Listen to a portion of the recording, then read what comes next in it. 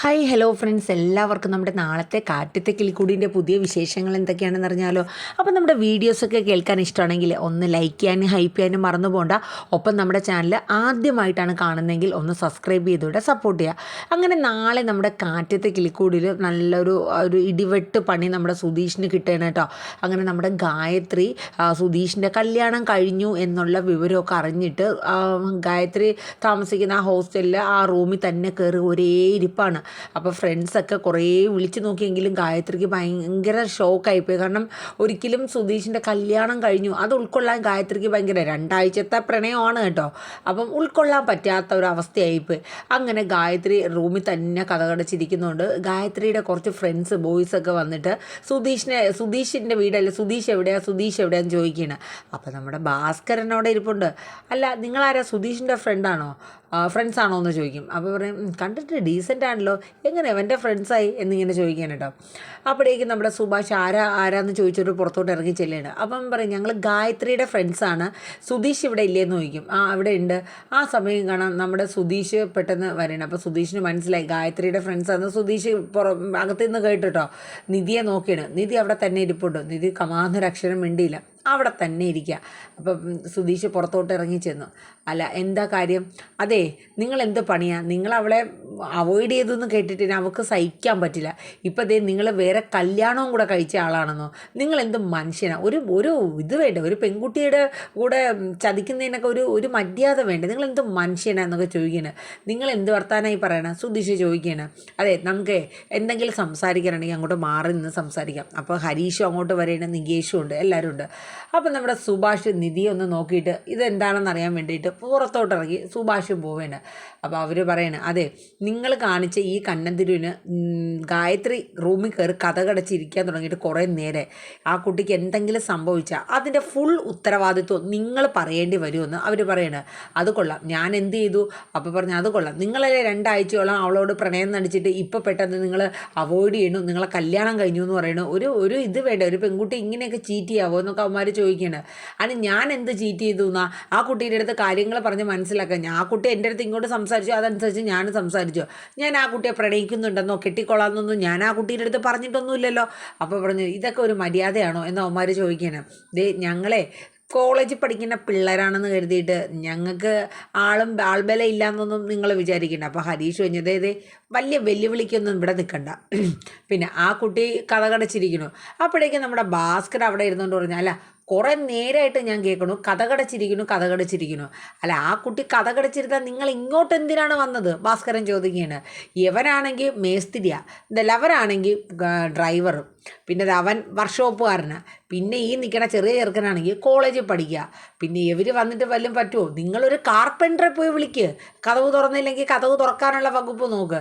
അപ്പോഴേക്കും നമ്മുടെ സുഭാഷ് പറയാം, അച്ഛാ ഒന്ന് മിണ്ടാതിരിക്കാവോ? ഓ, എന്തൊരു കോമഡിയാ, ഹരീഷ് പറഞ്ഞു. അപ്പോഴേക്കാം ഞാനുള്ള കാര്യം പറഞ്ഞതാ, ഡോറ് തുറക്കാത്തതിന് ഇവിടെ വന്ന് പറഞ്ഞ് നിങ്ങളടുത്ത് പറഞ്ഞിട്ട് വല്ല കാര്യം ഉണ്ടാടാവേ എന്ന് നമ്മുടെ ഭാസ്കരൻ പറഞ്ഞു കേട്ടോ. അപ്പോൾ ഇതൊക്കെ കേട്ടിട്ട് നിധി അവിടെ തന്നെ ഇരിക്കുക കേട്ടോ.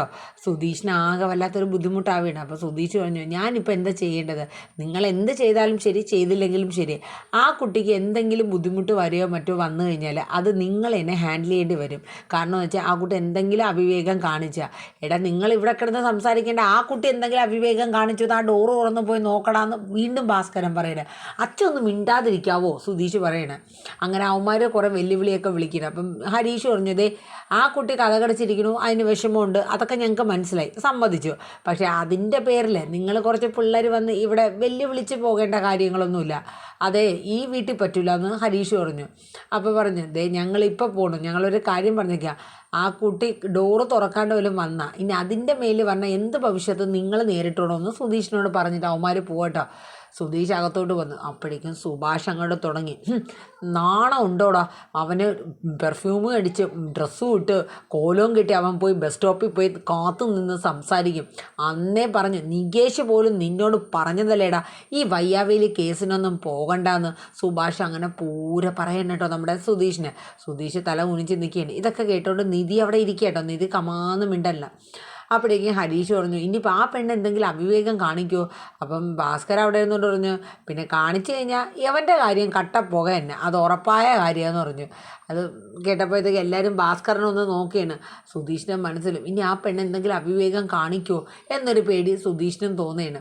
അപ്പോഴേക്കും സുഭാഷ് പറഞ്ഞു എടാ നികേഷ് പോകുന്നുണ്ട് കോളേജിൽ, ഹരീഷ് പുറത്ത് പോകുന്നുണ്ട്, അവന്മാരൊക്കെ നിന്നെ ഇങ്ങനെയാണോടാ ഞാൻ വളർത്തിയത്, എനിക്ക് നിന്നെ വളർത്തിയത് ഓർത്തിട്ട് തന്നെ എനിക്ക് നാണാവണു. എടാ ഞങ്ങളൊക്കെ ഈ പറയണ ഞാനാണെങ്കിലും ഇങ്ങനെ പോവാറുണ്ടോടാ. എടാ ഒന്നുമില്ലെങ്കിൽ നീ ഒരു കല്യാണം കഴിച്ച ഒരു പെൺകുട്ടിയെ വീട്ടിൽ കൊണ്ട് നിർത്തിയിട്ടില്ലേ, അറ്റ്ലീസ്റ്റ് ആ ഒരു ഇതെങ്കിലും നിനക്ക് ചിന്തിക്കാൻ പാടില്ലേ എന്നൊക്കെ പറഞ്ഞ് സുഭാഷ് പറയണം കേട്ടോ. അപ്പോൾ സുധീഷ് ഒന്നും മിണ്ടല്ല. അപ്പോൾ സുഭാഷ് പറയണ് എന്തെങ്കിലും ഒരു നാണം ഉണ്ടോ നോക്കി അവന്.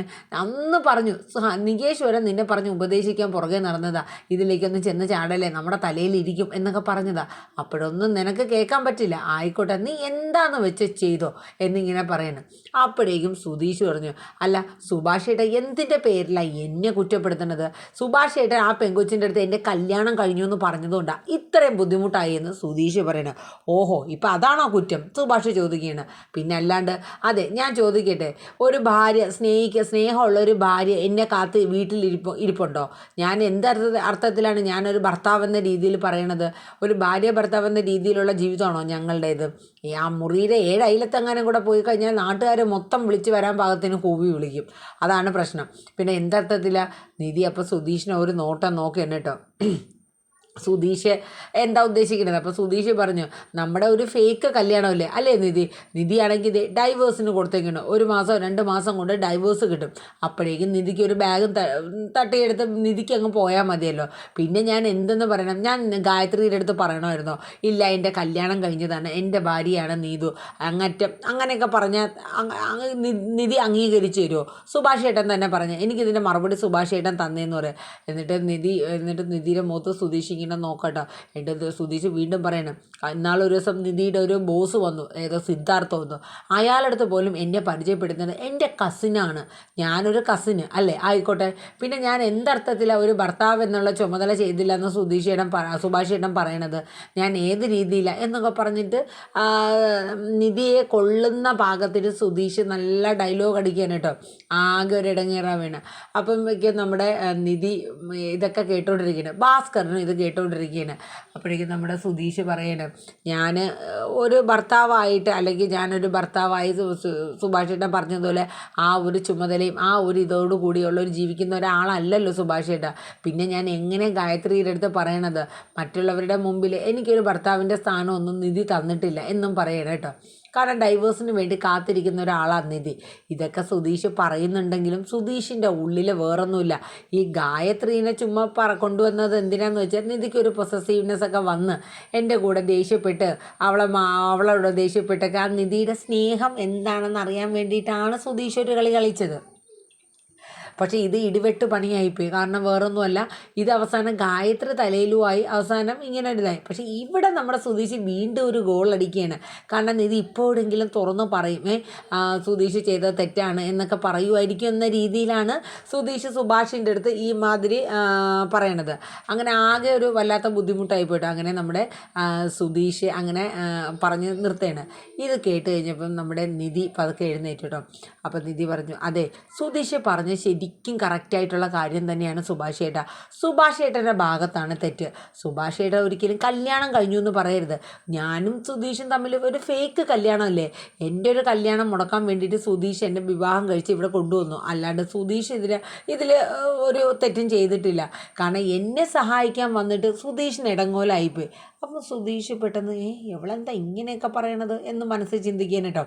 അപ്പോൾ എല്ലാവർക്കും നിധി സംസാരിച്ചു തുടങ്ങും. അപ്പോൾ ഭാസ്കറിന് വരെ ഒരു ചെറിയ ടെൻഷനായി. കാരണം എന്താണെന്ന് വെച്ചാൽ നിധി മൊത്തത്തിൽ സുധീഷിനെ വേണ്ട എന്നുള്ള രീതിയിലുള്ള ഒരു ടച്ചിങ് സംസാരമാണ് സംസാരിക്കുന്നത്. അപ്പം നിധി പറഞ്ഞു അതെ സുധീഷ് ചെയ്തതിൽ ഒരു തെറ്റുമില്ല. അതെ സുധീഷ് ഒരു കാര്യം ചെയ്യും, എത്രയും പെട്ടെന്ന് ഗായത്രിയെ കണ്ട് കാര്യങ്ങളൊക്കെ പറഞ്ഞ് മനസ്സിലാക്കുക. നമ്മുടെ കല്യാണം എങ്ങനെ നടന്നതാണ്, എന്തുകൊണ്ട് നടന്നതാണ്, ഞങ്ങൾ ഡൈവേഴ്സ് ആവാൻ പോണു എന്നുള്ള കാര്യം കാര്യമൊക്കെ സുധീഷ് തന്നെ ഗായത്രിയെ പറഞ്ഞ് മനസ്സിലാക്കാൻ പറയുന്നുണ്ട്. അപ്പോൾ സുഭാഷ് പറയും, മോൾ എന്തൊക്കെ ഈ പറയണേ, അവൻ ഓരോ പൊട്ടത്തരം പറഞ്ഞു എന്ന് വെച്ചിട്ട് മോൾ അങ്ങനെയൊന്നും പറയണ്ടെന്ന് സുഭാഷ് പറയുന്നത്. അപ്പോൾ ഹരീഷും പറയണത് ഏട്ടത്തെ അങ്ങനെയൊന്നും പറയില്ലേ എന്ന് പറഞ്ഞു.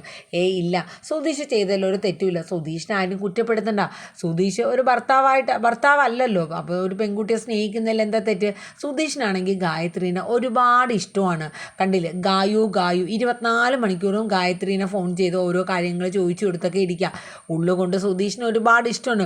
അയ്യോ അങ്ങനെയൊന്നുമില്ല നിധി, ഞാൻ അങ്ങനെ ആ കുട്ടിയുടെ അടുത്ത് ഇഷ്ടമാണെന്ന് പോലും ഞാൻ പറഞ്ഞിട്ടില്ല, നിധി തെറ്റിദ്ധരിച്ച് പറയണതാന്ന് പറഞ്ഞു. അല്ലല്ല, എനിക്കറിയാം സുധീഷിന് ഒരുപാട് ഇഷ്ടമാണ് ഗായത്രിയെ, ആ കുട്ടിക്കും സുധീഷിനെ ഒരുപാട് ഇഷ്ടമാണ്, അതുകൊണ്ട് കുഴപ്പമൊന്നുമില്ല. അങ്ങനെ അവർ അങ്ങോട്ടും ഇങ്ങോട്ടും സംസാരിക്കുന്നു. ഇതൊക്കെ കേട്ടിട്ട് ഭാസ്കരൻ അവിടെ ഇരുന്ന് ചിരി വരെയാണ്.